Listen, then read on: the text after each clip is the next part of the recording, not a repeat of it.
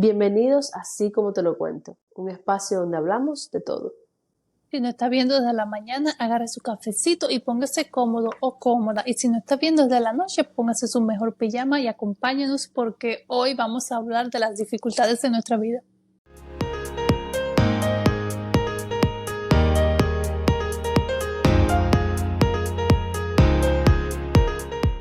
Como siempre, un tema un poquito difícil de hablar, pero yo creo que este es hasta un poquito más sensitivo para nosotras hablar, porque para todo ser humano es difícil volvernos vulnerables o abrirnos. Abrirnos es bien difícil. Y en 31 años de edad hay tantas cosas para contar que han sido difíciles. Pero bueno, la pregunta es, ¿cuál ha sido el momento o uno de los momentos más difíciles en tu caminar con Dios y cómo viste su mano obrando en medio de esa prueba? ¿Quién Pero empieza? el momento tiene que ver con nuestra vida como cristiano o nuestra vida en Bueno, general. tu vida en general, tu vida como cristiano. Yo diría que las dos están conectadas. Bueno, un momento difícil para mí fue cuando tuve la primera niña. Sangré mucho en el parto, pero todo estuvo bien, ¿no? Me mandaron para la casa y todo bien en la casa. Gracias a Dios tuve mucha leche materna y me podía pompear y pude guardar bastante leche. Pero a las 2 semanas empecé a soltar unos coágulos de sangre que eran una pelota Gran- de golf, Ujú. incluso más. Eran unos coágulos que yo sentía que me bajaba una bola así. Y en la mañana sentí eso y llamé al doctor, ¿no? Y me dijeron que era normal porque después de parir generalmente el útero como que termina de limpiarse y salen algunas cositas, ¿no? Entonces dije, ok, y pues me cubrí, qué sé yo, y seguí el día, por el día entero fui soltando sangre. Entonces ya en la noche seguía soltando sangre, voy al baño y no me podía parar. No me podía parar del toilet, era sangre y sangre sin parar, sin parar. Y a veces saber cosas médicas no es muy bueno. No, O también es bueno. Entonces, como yo vi que estaba sangrando mucho, yo dije, yo sé que si yo voy para emergencia, no salgo de ahí sin una cirugía. Porque yo sabía que ya yo me había dado cuenta yo misma que me habían dejado placenta. Gracias a Dios mi mamá y mi hermano estaban conmigo, mi esposo no estaba. Y entonces le digo a mi mamá, yo sé que tengo que ir para el doctor. Eran las 9 de la noche. Yo sé que tengo que ir para emergencia porque yo sé que ya me dejaron placenta adentro. Y te digo, la niña tenía como 2 semanas. 2 semanas. yo me acuerdo de eso. Entonces me puse como dos íntimas, como decimos en Cuba, dos pads. Y me puse eso, cogí una almohada no, una toalla para ponerla en el carro, por si acaso se me pasaba la sangre. Y dejé a la bebé con mi mamá, como ya dije, tenía leche guardada, gracias a Dios por eso. Y me fui con mi hermano para emergencia. Entonces en emergencia, cuando llegamos al carro me acuerdo que estaba la toalla manchada de sangre. Y entramos a emergencia y le dije que estaba sangrando mucho y pues me entraron a un cuarto. Entonces tú sabes, cuando uno llega a emergencia, todo tan calma. Esa gente, a ti se Te te está mueres. acabando el mundo y para ellos es un paciente más. Ujú. Te mueres ahí y para ellos es un paciente más. Entonces me dijeron, bueno, te vamos a hacer un ultrasonido, porque como ya sabían que yo había acabado de parir, pues ya sabían que podía hacer algo relacionado con eso. Te vamos a hacer un ultrasonido por debajo, por arriba y por debajo. Entonces, cuando la mujer me estaba haciendo el ultrasonido por debajo, no, ahora yo no me acuerdo, porque un doctor me vio también. No, pero yo creo que el ultrasonido fue primero.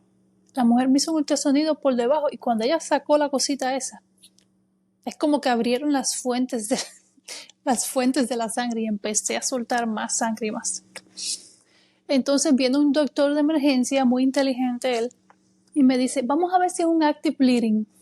Como si hubiera tenido una rajadita que no paraba de sangrar. Él estaba pensando eso.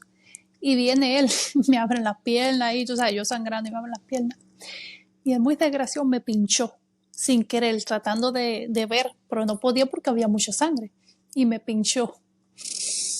Y digo, ay, Dios mío, usted ve, no es active bleeding de que, de que tenga una raja, es que estoy sangrando del útero. Y dice el hombre, ok, bueno, vamos a llamar al OBGYN que esté de guardia, el obstetra, que, el ginecólogo que esté de guardia. Y un plus que yo no he dicho aquí, yo trabajaba en ese hospital. En ese hospital yo trabajaba en el departamento de cirugía con esos mismos doctores. Bueno, el momento que el hombre se paró, que ya me estaba como tratando de limpiar, qué sé yo empecé a tener náuseas, empecé a tener mareos y empecé a ver borroso. Yo sé cuántos litros de sangre ya había perdido yo hasta este punto. Empecé a mirar así, yo veía todo borroso y las náuseas. Y le digo a la enfermera, me siento mareada y tengo ganas de vomitar. Y dice la enfermera, ok, te voy a dar algo ahora. Y en ese momento la presión me bajó a 50/40. Un poquito más y me voy del aire. Y yo me estaba desangrando. Y ahí la mujer empezó a llamar a gente para el cuarto. Y me pusieron 3 intravenosas. Y yo me acuerdo que yo estaba así mirando para arriba y la mujer me hacía así, abre los ojos, no te duermas, abre los ojos. Y yo sabía que tenía que mantener los ojos abiertos. Y yo decía, ok. Y la mujer yo estoy tratando. Pero me da gracia porque la mujer se asustó. Yo creo que yo era su primer paciente esa noche porque ella pues me dice, me diste tremendo susto. Y a lo mejor nunca había tenido esa experiencia como tal. Pero me da gracia, me decía, abre los ojos. Pero lo más gracioso es que en ese momento, antes que pasara todo eso, mi hermano había ido al baño. Cuando llegó estaba perdido. Cuando llegó ya todo había pasado. Ya estaba como con 3 intravenosas. Ya me había calmado los mareos, ¿no? Y pues llamaron y después llega y dice, ¿qué pasó? Y la enfermera, no, todo bien. Digo, yo casi me muero y tú estabas por el baño. Entonces llamaron a la gente de cirugía, vino la doctora, me vio y dice, ¿pero qué tú haces aquí? ¿Qué pasó? Entonces ella me dice, sí, bueno, tienes placenta adentro, te vamos a llevar a la cirugía y vamos a hacer un DNC suction, eso que te succionan lo que quedó, ¿no?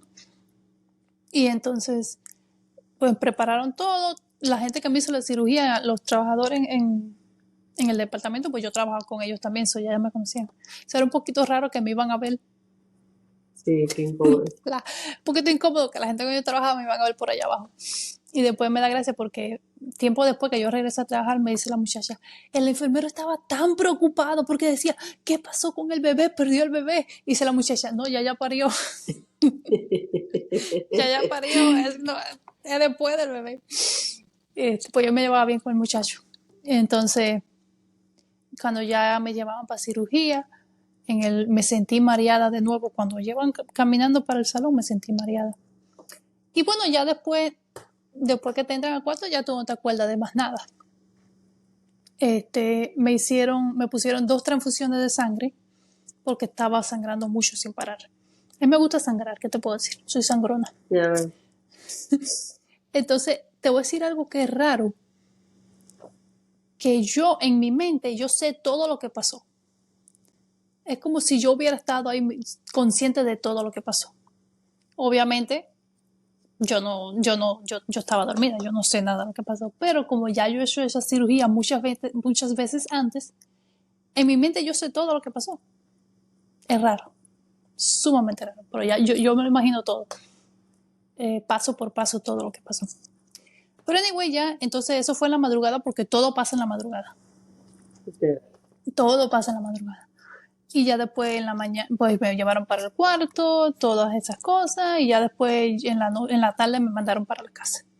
Y ya llegué a la casa y como, pues a seguir la vida de madre de un bebé de 2 semanas. Okay. A seguir. Y en todo como eso, que nada ocurrió. Como si nada hubiera ocurrido. Yo misma tuve que ir a buscar mi medicina a la farmacia, no, ¿qué te cuento? Pero durante todo ese proceso, verdad que Dios fue bueno.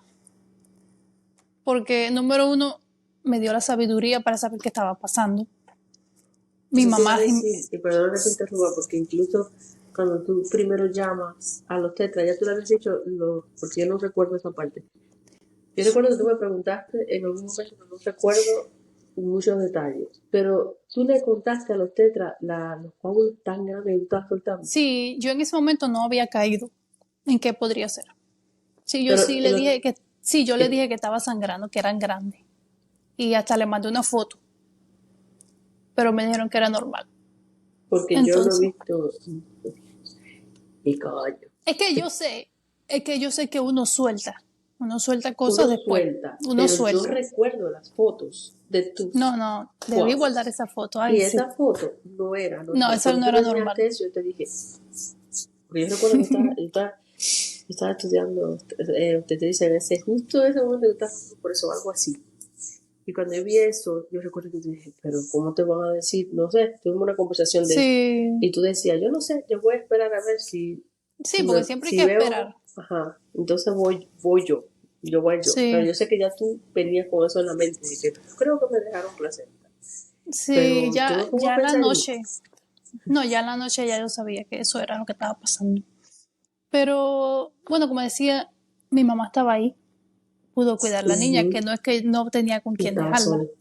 Sí, gracias a Dios tenía leche guardada, suficiente leche Ujú. para darle En dos mientras yo semanas. estaba. En 2 semanas, yo era una vaca lechera, suficiente Ujú. leche para darle. Trabajaba con la gente en el hospital, me conocían, así que tuvieron un cuidado especial conmigo. Todo salió bien en la cirugía.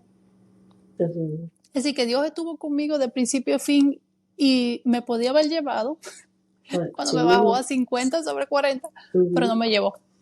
No, y te digo, a veces uno, los que escuchan ni saben la magnitud de eso, pero eh, cuando nosotros nos podemos a verlo, para los que no saben, tú estabas en el rincón Chin Chin de Estados Unidos, ¿ok? Estaba en North Dakota, que eso es súper Casi lejos. el cara por allá. Y la familia de Indira, para los que no saben, vive en Florida. O sea, que podía haber eso fue una diosidencia que justo cayera, no antes, no después, cayera justo cuando tenías un apoyo, porque su esposo no estaba en ese Sí. momento. Eh, eso, cuando vienes a ver, si hubiese sido tú sola, ¿qué hubiese pasado? ¿Qué hubiese hecho? ¿Cómo hubiese hecho con la niña? O sea, son cosas que ni te imaginas ni te las vas a tener que imaginar, porque no pasaron. Y no, y también te voy a decir, cuando ya que salí, que estaba en el cuarto, ¿no? De recuperación y todo eso, Ujú. yo me saqué la leche, porque estaba que me dolían los senos, entonces yo me saqué esa leche y la boté. Qué dolor me dio botar esa leche. Eso era oro, la boté. Pero dicen que después de que tú tienes anestesia, que la leche supuestamente no afecta al bebé. Te dicen que te saques la primera y la botes, pero que ya después las próximas no afecten al bebé. Y yo tengo que decir que sí la afectó, porque cuando yo llegué a la casa yo le di leche y estaba chillona, incómoda, la pobre niña, llorando mucho. Entonces yo creo que sí le afectó a la niña mi leche ese día. Yo creo que todavía, como todavía estaba la anestesia circulando en mi cuerpo. Pero sí, Dios fue bueno, a pesar de los problemas. Mi Así historia, que bueno, es que yo no sé, porque tengo tantas historias en la mente que puedo decirle que Dios obró. Puedo contarle de mi experiencia cuando tuve cáncer de tiroides, pero ni me voy a ir por ahí. Voy a ir mucho más atrás. Y la voy a tratar de hacer rapidito. So, cuando vivíamos en Cuba, desde que yo tenía, no sé ni qué edad, estaba en la primaria, mi papá y mis tíos estaban tratando de salir del país. Para los que no saben, salir del país en Cuba es visto como una traición a la patria. una Entonces, traición. una traición a la patria, eso es fatal. Entonces, existen los que se llaman chivatos, que son las personas dentro del mismo pueblo de Cuba. Puede ser tu vecino, puede ser la persona más llegada a ti, que se hace pasar por amigo o por alguien cercano, pero simplemente está ahí para delatar o decirle a las personas del gobierno lo que tú haces, qué haces, cuándo lo haces y cómo lo haces. Entonces, con eso dicho, recuerdo que varias veces mi familia intentó, o no mi familia, no conmigo, mis padres, mis papás y mis tíos, intentaron salir del país por diferentes Métodos. lugares. No, no, no, un Oh, solo método, era por mar. Deja de aclarar ok. eso, era por mar. Era intentando salir por el mar, pero diferentes lugares del país. De hecho, a ellos les cerraron permiso para entrar a diferentes provincias porque ya los habían como que sabían que ellos querían salir del país. O ellos no podían entrar a Matanza, no recuerdo, Holguín, como varios lugares. Una de esas ocasiones, mi papá y mis tíos tuvieron como 2 meses que no sabíamos, o sea, nada, nada, nada, nada.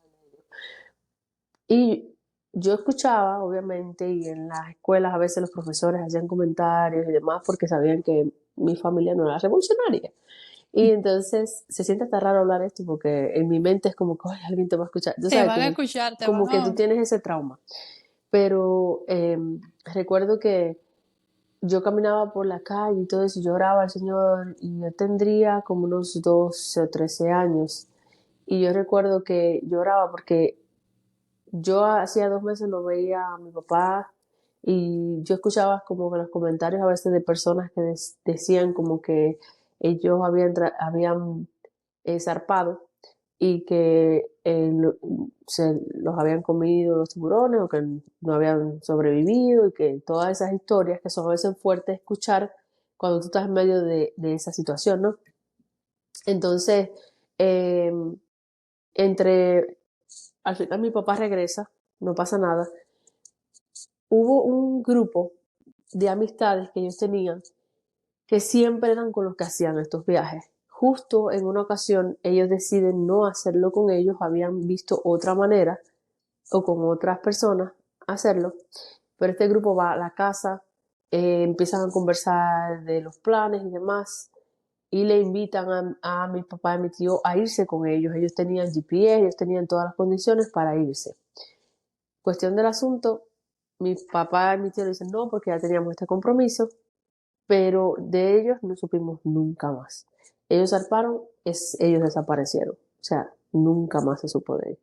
Y eran amigos muy cercanos a mí, muy cercanos a nosotros. Y yo recuerdo que el otro día le decía a mi esposo, o sea, qué propósitos Dios tiene a veces con nosotros, porque justo en ese momento, esa ocasión, mi papá y mi tío no fueron con ellos. Pudieron haber dicho, oh, sí, vamos, porque esto va a lo seguro. Ellos pensaban en su cabeza que sí iban a llegar, porque tenían todas las condiciones para llegar.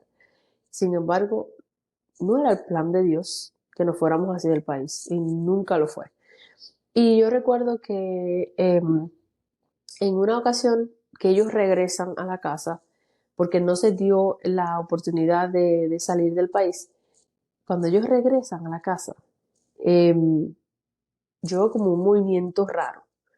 Yo tenía como 14 años y ya habían pasado unos cuantos años, o sea, varios intentos, demás. Y yo como un movimiento raro y estábamos en casa de mi abuela y ya ellos como que los tenían cogidos, decimos nosotros los cubanos, como ya lo tenían Tenían cachado, fichado. lo tenían fichado ya. Y yo recuerdo que mi papá y mi tío no estaban ahí, estaban en otro lado. Pero yo sentía que había algo raro en el ambiente. Y de momento, toda la cuadra, o sea, mi abuela vivía en una calle bien como central, por así decirlo. Toda esa cuadra, desde el que empezaba la casa de mi abuela hasta la última, la cerraron con carros militares, como que ellos iban a buscar al asesino más grande de Cuba. El que mató O la sea, vaca. no, no, no, una cosa, sí, el que mató a la vaca, literal. O sea, ni siquiera ellos lo buscan así. O sea, una cosa de película, ¿ok? Y vemos que cierran toda aquella casa, vienen los policías dentro de la casa, que dónde estaban. Eh, nosotros dijimos no sabemos, en verdad no sabían, no sabían dónde estaban. Hasta que mi papá y mi tío llegan, pues se los llevan a los dos. O sea, yo tengo dos hermanos más, ¿ok? So, yo tenía 14, mi hermano 15 y mi hermana tenía 13. Y no mentira, tenía 12. Y mi tío tenía un niño de 1 añito y tenía a la niña enferma, o todavía no estaba enferma, no sabía que estaba enferma, como de 5 o 6 años. Y yo recuerdo que rápido o sea, se los llevaron eh, como asesinos y se lo llevaron a un calabozo, ahí los interrogaron y de ahí se los llevaron a Santiago de Cuba, sin pruebas, no tenían pruebas de ningún tipo, no tenían, o sea, una orden de arresto porque es que ellos hacen lo que da la gana. Anyway, ¿qué puedo decir? Se los llevaron a una de las peores cárceles que habían en Santiago de Cuba. Y ahí, se llama Versalles, le hicieron varias torturas, como para que ellos hablaran. Mi papá cuenta a veces algunas cosas, pero nunca encontraron pruebas. De ahí había alguien de arriba que decía que aunque ellos no tuvieran pruebas, que ellos de ahí no iban a salir, punto, porque ellos no querían que salieran. Y si ustedes se ponen a pensar, o sea, son dos esposos que se llevan, donde nada más quedan dos mujeres solas con los hijos. Eh, y los esposos eran los mayores soporte económico. Se los llevan de esa prisión a otra prisión. Ahí estuvieron varios meses encarcelados. No tenían pruebas, pero no los querían soltar. Todo el mundo orando, nosotros orando. Fuimos incluso a algo de derechos humanos en Santiago, como protestando. O sea, mi mamá y mi tía con nosotros. O sea, pero la mano de Dios en ese tiempo, nosotros la vimos de una manera tan hermosa y fue a través de los hermanos de la iglesia. Muchas veces no teníamos que comer y eh, iban a la puerta, vecinos, hermanos de la iglesia, mira, mi papá, mi mamá, mi hermano estaba recién en el Bungo 2, que eso es una escuela donde se tienen que quedar semanas y semanas y los padres tenían que ir todos los fines de semana a entregarle comida para ellos esa semana. Y mi papá no estaba, mi mamá no trabajaba. Entonces, los hermanos ayudaban y siempre mi mamá tenía una java para llevarla a mi hermano el fin de semana. A pesar de todo, nosotros fueron tiempos difíciles, orando, bien tristes, pero estábamos confiados al mismo tiempo. Y yo recuerdo que como que Dios me habló así personalmente de que iba a estar bien, que a mi papá lo iban a soltar. Y yo me hacía la dura, pero encerrada, ¿sabes? Me daba tristeza. Pero de todas maneras, eh, hubo un momento en que, como no sabíamos qué iba a pasar, ya yo estaba casi para mis 15 y en Cuba los 15 es algo como Bien grande, grande. que todo el mundo lo espera. Y yo no lo esperaba tanto porque no sabía ni siquiera que podían hacerme algo, porque de dónde íbamos a sacar dinero para algo. Y justo como unos meses, unos 2, 3 meses antes de mis 15, recuerdo que mi papá, mi tío llamaron que los habían sacado de la prisión y los dejaron, los sacaron y los dejaron ahí, que ellos se la vieran, arreglaron sin Tirado en llegar la a su hogar, calle. los tiraron. Y entonces ellos caminaron hasta que dieron con esa persona que pudieron hablar por teléfono, y plena noche, estoy hablando. Y entonces empezamos a ver para que lo fueran a buscar. Y nosotros alegres, imagínate, Dios había contestado. Y yo cuando me lo dije, yo dije, yo sabía, mamá. Yo le dije, mamá, yo sabía, viste, como que yo sentí de parte de Dios que eso iba a pasar, o sea, en ese momento, ¿no? Y, y luego que mi papá salió, pues Dios obró de una manera tan linda que pudimos literalmente poder como celebrar mis 15 de una manera que yo no imaginé que íbamos a poder celebrarlo, o sea, una cosa de lo más linda, más allá de lo que yo podía imaginar. Y eso para mí fue algo que, aunque suena fácil, fueron tiempos difíciles. Literalmente íbamos a la iglesia y nos perseguían, ¿ok? Literalmente. Íbamos a la iglesia y nos perseguían, íbamos a la casa, íbamos a la casa de mi abuela y no podíamos hablar de nada porque es que siempre tenías temor de que te estuvieran escuchando. Es que tenías guardaespaldas personales, mía. Literalmente. Te estaban cuidando. No, y entonces te enteras de que las personas que te echan para adelante son personas que conociste toda tu vida desde que eras tan pequeño y que siempre fueron vecinos, que siempre estuvieron ahí, que muchas veces te ayudaron. Y es como que eso no tiene sentido. Tenían necesidad también, pues seguro les pagaban. Seguro les pagaban, pero ¿por qué? Aunque me pagaran yo no haría algo No, así.